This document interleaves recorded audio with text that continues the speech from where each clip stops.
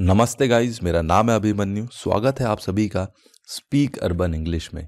दोस्तों, लाइफ में हमें बहुत बार इन तरीकों के सेंटेंसेस का यूज़ करना पड़ता है। जैसा कि अगर मैं कहूँ, वो तो सोने का नाम ही नहीं ले रहा, लाइट तो आने का नाम ही नहीं ले रही, बारिश तो रुकने का नाम ही नहीं ले रही। तो नाम ही नहीं ले रहा, नाम ही नहीं ले रही, इन तरीकों के सेंटेंसेस का यूज़ हम दोस्तों अपनी डेली कन्वर्सेशन में बहुत बार करते हैं। तो आज के वीडियो में यही सीखेंगे, इन तरीकों के सेंटेंसेस को इंग्लिश में आप किस रूल के अकॉर्डिंग फॉर्म कर सकते हैं। ठीक है दोस्तों, अब देखिए रूल देखते हैं। रूल बहुत ही सिंपल है। सबसे पहले आ जाता है आपका सब्जेक्ट, उसके बाद आता है आपका हेल्पिंग वर्ब, उसके बाद नॉट रेडी टू, उसके बाद वर्ब की फर्स्ट फॉर्म और आपके बाकी other words. Subject, helping verb, not ready to, verb की first form and other words. ठीक है, एग्जाम्पल से और बेहतर समझेंगे। देखिए, पहला है आपका, वो तो पैसे लौटाने का नाम ही नहीं ले रहा। वो तो पैसे लौटाने का नाम ही नहीं ले रहा। He is not ready to return money. He is not ready to return money. आज तो लाइट आने का नाम ही नहीं ले रही। आज तो लाइट आने का नाम ही नहीं ले रही। The par is not ready to come back today. The par is not ready to come back today. वो तो जाने का नाम ही नहीं ले रहा। वो तो जाने का नाम ही नहीं ले रहा। He is not ready to go. He is not ready to गो।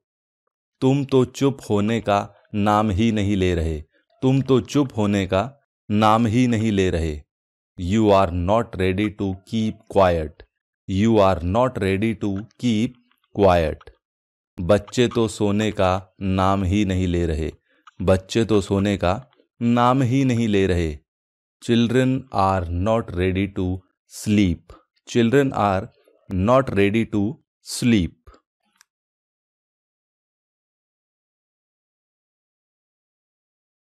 वहां क्या करने गए थे। वो यहां क्या करने आया था। तुम यहां क्या करने आई हो। तो दोस्तों, वहां क्या करने गए थे, यहां क्या करने आई हो, वो यहां क्या करने आया था।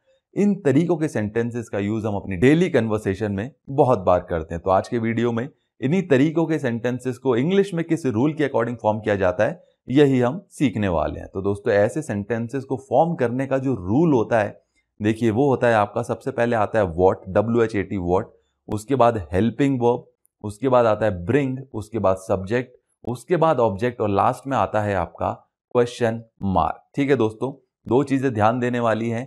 हेल्पिंग वर्ब टेंस के हिसाब से आएगी तो ही लगाएंगे, अदरवाइज नहीं लगाएंगे, बिकॉज कुछ टेंस ऐसे होते हैं जिनमें हेल्पिंग वर्ब्स का यूज नहीं होता, पहले भी बता चुका हूं।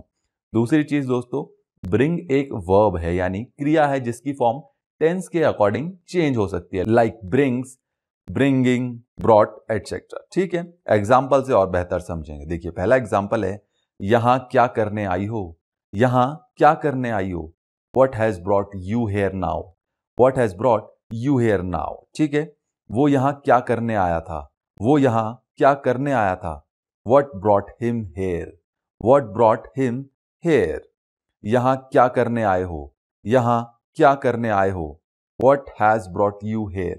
What has brought you here? दोस्तों, इस केस में हम ये भी बोल सकते हैं What brings you here? What brings you here? ये भी सही है। ठीक है, उसके घर क्या करने गए थे। उसके घर क्या करने गए थे। What brought you to his house? What brought you to his house? अब यहां क्या करने आई हो। अब यहां क्या करने आई हो। What has brought you here now? What has brought you here now?